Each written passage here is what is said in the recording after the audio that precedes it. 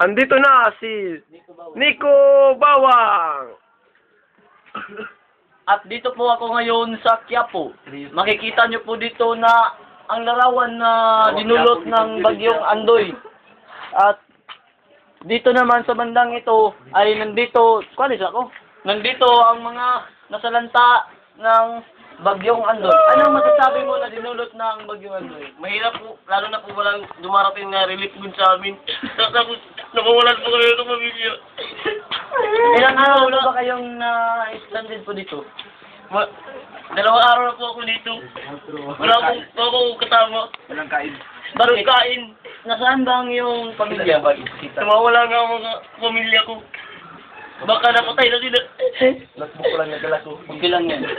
At ayon niya sa kanya ay wala na siyang pamilya kaya kailangan agad-agad dumating dito ang relief goods. At ito naman si Mang Agripino na nasalanta rin ng bagyong Andoy. Anong masasabi niyo sa nangyayari?